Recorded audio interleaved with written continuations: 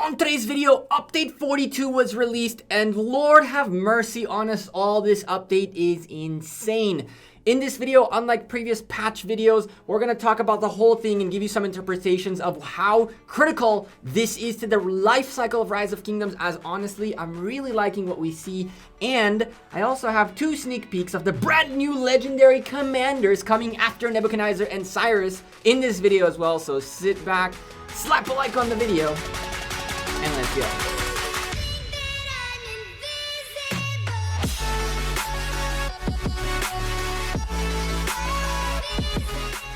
Hey there YouTube, welcome back to Gekko Gaming. Oh my god, I woke up to a ton of messages that this is out and holy bonkers. Listen, this update is nuts. It changes pretty much everything in Rise of Kingdoms, I guess with the exception of equipment. My blue shirt is going transparent, so let's hide that for a second. Here's the thing. Throughout the video, I'm also going to give you a little bit of sneak peek of the 2 new legendary commanders coming out into Rise of Kingdoms. Since we're not sponsored anymore, we can definitely leak a few things and not really care about it, right? So let's start with the update, and sometime throughout the video, we'll talk about the legendaries as well, so you don't want to miss that out. The update is coming in about 5 days. It's update 42, Happy Spring Festival. It brings in Happy Spring Festival event, which will come out about 3 weeks after the update. And what this will include in a quick nutshell, because we don't need to talk about these always again and again and again. Number 1, it's a 7-day quest to get great rewards, which means it's not an alliance-based event, which means it's a 7,000 gem, 30 to 35 legendary commander sculptures event. Singular event where you definitely want to be grinding the gathering and all that good stuff. We'll give you all the tips on how to max out this event once it's here on this channel, like we always do, so don't forget to subscribe and of course slap a like on the video.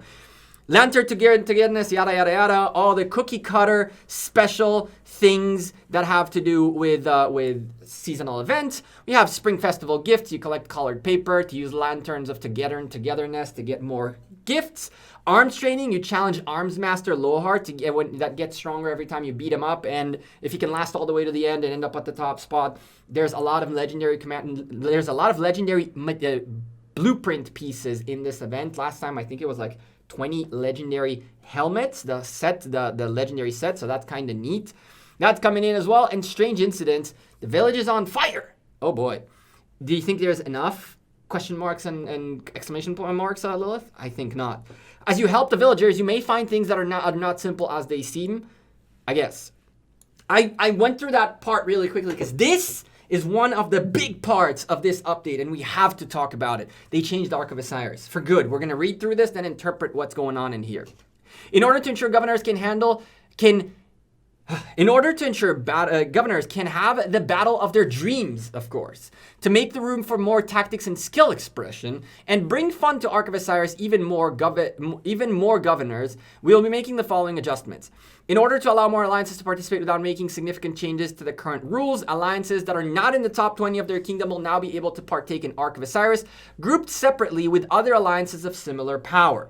For exact details, please see the event page after the update. So this one, I got to give a shout out to Dragothian, because Dragothian, when the whole 916 project started, went on our contact with Lilith and mentioned how this is not very good and that 20 alliances is not enough. And I would honestly say that this probably is directly a result of his feedback. So shout out to Drago, that actually worked out. Again, when one of the creators does something that affects the game as much, they should get credit for it, but not always all the changes seem to be the ones that, come out of us, or them now. Increase the number of teleports earned on first occupation of obelisks from 5 to 8. Teleports now can be used even if troops are not in a building. Hallelujah! My worst nightmare is when I get stuck with a march that died in a rally and it has a 2.5 minute march and I need to teleport in 30 seconds and I'm like, oh, this is fantastic. And more teleports? Y'all remember how Lilith works, right? This is the carrot, which means the stick is coming. And here it is. Removed the divine aid skill and adjusted the effect of other skills. Adjusted skills can be viewable in the Ark of Osiris page after the update. So, wait. The way strategy works right now in Rise of Kingdoms is people do divine aid at the first as soon as possible so they can get up to, it would be 15 teleports at the beginning, and then another divine aid as soon as possible, and that way you get 30 teleports within the first 30 minutes of the game, and then everybody teleports forward, and that's that. They increased the amount of teleports you get in the first occupation by 3, and you have 2 of them in 2 obelisks, so that essentially means 6, which is the first divine aid included in here. However, the second divine aid is not included in here, which means teleporting times are now going to change, and taking an obelisk from an enemy used to be very significant up until the 30th minute, and at the 30th minute, you already earned enough teleports for everybody to TP, so the obelisk is only worth 20 points per minute. But with this, you need to make sure you have your obelisk for a longer period of time and not lose it, because that will get someone stuck without TPs. This is neat. This is very neat. I really, really like these changes. It makes things a bit more challenging. Adjusted the rules of occupying buildings. First occupation will now take 3 minutes, but anything after that will be 2 minutes, which means they're trying to put more emphasis on occupation points. And here's the carrot, right? Where's the stick? Well, here it comes. Adjusted the rules of gaining energy points. Energy points are now gained faster. Alliances will no longer boost their energy points by suffering heavy troop losses. So all of you sending T1s at the beginning to earn more energy early on, you can forget about your T1s. Thank God I didn't finish training all my 310 T1 calves. Sorry, Easy, my bad, dude, but thank God we don't need it, right? Anyway, and to make matters worse, alliances that are in the losing side are going to get an extra boost in energy, which means if you're losing, you'll be able to proc more skills to try to make a comeback into it. I don't know how much I like that, considering you can be losing most of the match, stack up a ton of energy, and then wreck someone at the very end, and then they won't have a way to come back. This is exciting. This changes all of the way all the plans, everybody's strategies are about to change because of these changes. That's unbelievably fun. This is a big shout out to Lilith. Thank you. You're making Arc continually more challenging. They optimized the map display, okay? Significantly increased the rate in which severely wounded units are healed. They're trying to make us heal more troops to fight more. And if you didn't understand where was the stick about the occupation thing, reduce the alliance score earned from caravan visits, but individual scores will not be affected. This was the stick, and up there was the carrot. Essentially, they want us to fight for buildings more, gather less, because gathering provisioning has been a huge thing in the past season. Teams won on provisioning more often than ever in the last season, and we've been calling it for 3 seasons now. I guess Lilith don't like that. They prefer that we fight more and potentially use more healing speed ups. And so no more gaining a lot of points from caravans. Yes, more points from occupation. And don't worry, if you run out of troops, you'll be able to heal them much faster. Keep using your speed ups, please. Thank you. I love all these changes, though. I think it's great for the environment in Rise of Kingdoms and for Osiris League. I think this is super cool. Now, before we go into the Lost Kingdom optimizations, let's give you a sneak peek of the 2 new legendary commanders. So as you see in the thumbnail, those are the images of the 2 new commanders. One of them called Trajan, and the other one being Moctezuma the First.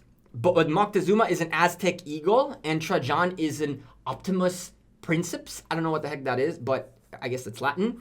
Both of these commanders are leadership commanders. So yes, after archers, from here on out, we're going to get leadership, then cavalry, then leadership entered the cycle after archers. That's pretty much it. Trajan is a leadership versatility support commander, while Moctezuma is a leadership peacekeeping skill commander, which is actually kind of nuts to think of a peacekeeping skill leadership commander. Those are going to be very interesting. I'm really looking forward for them. That's the information we're going to have for you guys as of right now. If we get more of it, there's skill descriptions and all that good stuff. We're not sponsored anymore, so hey, we can talk about leaks, right? All right, let's continue the update talk because there's a lot more to talk about. Lost Kingdom optimizations. If you recall, in the last video carded up on the top right, if you haven't seen that, and I always say that and forget to put the card up, so smash a like on the video for that pittiness of me not putting the damn card up there, because I always forget, or better yet, I don't have time to get it done after the video. Anyway, Lost Kingdom optimizations, all seasons. Remember, now we're divided into Season 1, 2, 3, and Season of Conquest. During the Eve of the Crusade event, gathering speed bonus awarded to 4th place kingdom has been increased from 5% to 15%. Okay? When a kingdom enters Eve of the Crusade for Season 1, the Resource Reserve Bundle will be replaced with Bumper Harvest Bundle, aka spend more on resources, I guess. During Stage 1 of Past Glory, there will be a cooldown on donating gems. Oh boy. I mean, this is how a lot of mega whales get themselves a lot of AP, right? They just burn gems, which are exchanged for a really good amount of AP, a really good amount of speed ups, resources, alliance credits, and all that good stuff. Well, if you're a massive whale who used to spend millions of gems to finish Path to Glory after everybody was done donating, not gonna happen anymore. That's kind of neat. I don't know. It looks okay to me. Season 2 only. The Lost Kingdom participation event will be split into preparation stage and matchmaking stage. Governors will be unable to immigrate to kingdoms in the matchmaking stage. So they're now setting up exactly a countdown, essentially, when the event is about to go into into the matchmaking stage, letting you know how long is left until you cannot migrate anymore, and then matchmaking begins, no more migrating. This is the same thing for all other seasons, by the way. That's how they work. You prepare, and then you go into matchmaking phase, and at that point, you can't migrate anymore. And for Season of Conquest only, which is Heroic Anthem, Strife of 8, and everything after Light versus Darkness, optimize the logic of refreshing Bastion quests to ensure refresh will not give the same quest. Optimize the Bastion window display to include Bastion's current level. Okay. Lower the power of Kahar. Awesome. Reduce the upgrade time required for certain levels of Crystal Research Center, as well as Crystal Research Center technologies. When an alliance joins or leaves a coalition, any ongoing rallies launched by the alliance members will now be automatically canceled. I mean, crazy, right, right, guys? It's almost like we told Lilith, and I've been telling you guys this. Y'all don't like to listen. Y'all think that I just talk out of my mind. But this is everything we've been telling them for a couple of months. But guess what? All of these changes are a result of the first Heroic Anthem batch. The data showed up. It told them what needs to be done. You guys told them the refresh thing is no good, and they worked it out. Some of these things are easier to fix. For example, making sure that it refreshes and doesn't give the same quest is very, very easy to do code-wise. Unless these guys are writing like monkey scripts, which there's no such thing. This should be super simple to fix. That's why they did it so quickly.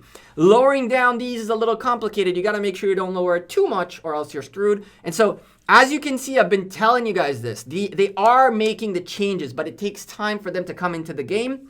And unfortunately, those of us who do things first end up getting screwed with being the test subjects and then the secondary test subjects. And only when the first trial phase ends and the second trial phase ends, you'll start seeing more updates for the future generations not to suffer like we did. As you can see, awesome. And here is where I need to stop for a second. Because honestly, what I'm about to read you is literally the epitome of what's wrong with Lilith marketing, okay? Other optimizations. Added commander choice functionality to the daily special offer. Governors can now choose commander sculptures included in each daily special offer commander. Option will expand with the kingdom growth all. How is this one other optimization? This is literally this was supposed to be your marketing campaign. This is the point in which you go, guys, we want to make it easier for you guys. We are listening to you. We know that things got a little expensive. We're trying to balance it. This is not a other optimization point. This should have been the title of the freaking update. This is by far the thing that most of the community will love more than anything in this damn update. How is this other optimization? How can you not capitalize on such marketing opportunity, to such communication opportunity, such a great way to tell the community we're listening, we're doing things to make better? You put it under other optimization? But nonetheless, they did it. Hallelujah. We're about to buy those every single day from now on.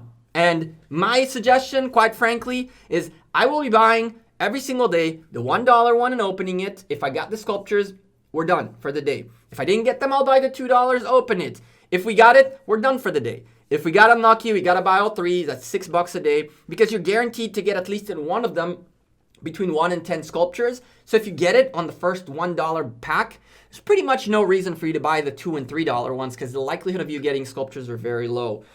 But oh my God, thank the Lord. We knew this was coming. We let you guys know ahead of time that this is coming from the Chinese server. And in the Chinese server, it was a whole update worth of it. In here, let's just sweep it under the rug kind of thing. Unbelievable. But y'all know how Lilith work, right? That was the carrot. Y'all ready for the stick? Adjusted the time in which certain commanders become usable. Commanders which could previously be only used in Kingdom's history past day 310 can now be used after the Kingdom past day 300. Oh my God. So now Teltakeda is available 10 days earlier, which means it'll more than certainly be part of KVK Season 3 for sure. Zenobia? Theodora? YSS? Like you couldn't say some commanders are going to take longer to make it so that, you know, I don't migrate with a Zenobia to a 300-day kingdom and pretty much tank everything in the world. And there came the stick. Unbelievable. Anyway. Optimize the battle log display for more aesthetically pleasing and make it more informative, easy to read. I'm really hoping that this is true. Hope and pray.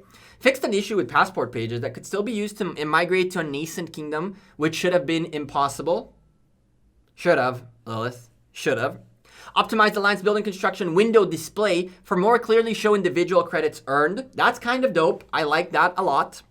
Optimize this band of alliance function. Now, when an alliance has only its leader left, the leader can apply to disband. After a set time, the alliance will disband. Okay, I guess. In Ceroli Crisis event General Kiera will be replaced for a time by a new general, Wafura.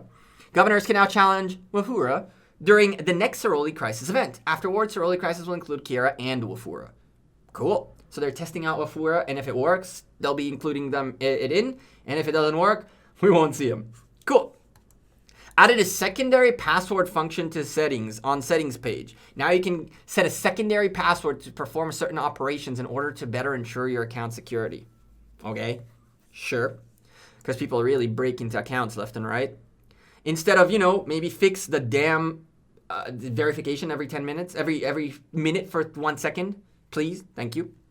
Optimize troop march operations. You can now control troop movement and give marching orders from any level of view. This is dope. This is very, very good. I like it a lot. Way to go, Lilith. This is a good 2 thumbs up. On supply wagon page, 7-day limited wood, stone, food, gold supplies will be available long term, and normal 7-day will no longer be available. Any of you who bought the 7-day supplies already will not be affected. It will not be available for purchase once you claim it, but if you have days on it, it'll still keep going. But once it's done, it's done. Okay, I guess. Optimize the operations. The operation experience of decorative buildings. Demolish has now changed to recycle. Recycled buildings will be saved in City Editor. Rebuilding them will no longer require spending any resources. Okay. Adjusted immigration function. Kingdoms can now only accept 1 immigrant per minute. Oh my God. Rest in peace. Mass migrations. Rest in peace, mass migrations. If you've never been part of a mass migration, what happens is everybody sits on a Discord call or whatever it is, and then the king of the kingdom goes, you guys ready? 3, 2, 1. Take off the cap, and everybody and their grandma just...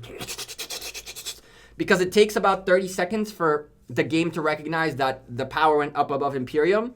So in that 1 minute or 30 seconds, you can literally put like 700 people to go in at once. You just everybody went in, and now 1 a minute means that every single time it'll refresh, and once you hit Imperium, done deal. Rest in peace, mass migrations. There's still one way to get mass migrations done. Hope and pray Lilith didn't close it, but hey, rest in peace to the mass migrations. Added a private chat notification function. When turned on, you'll be sent a push notification when you receive a private message. No, thank you. Fix some power display errors affecting certain commanders' skills. Actual skill effect did not take effect. Oh, Lord have mercy. Sure. Optimized the target selection rule for Cyrus the Great, the Cyrus cylinder skill. The skill will now choose targets the same way all other area of effect skills do. Skill damage has not changed, and added polished location.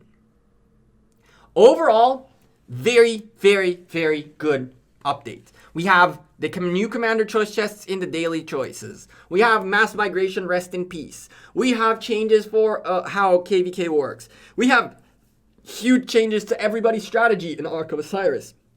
And we have a seasonal event coming up, which is an individual one for 7,000 gems, a lot of sculptures. Listen, 2 thumbs up from me. I really dig it. There are some negatives in here as well. This right here, adjusting the days from 310 to 300 sucks. And there are a few others along the way, like the fact that, you know, you can't earn that many points from provisioning anymore, that you're supposedly supposed to heal more now in Ark, and of course that now you cannot do like double rallies from the same coalition, because this was a bug that was never meant to be.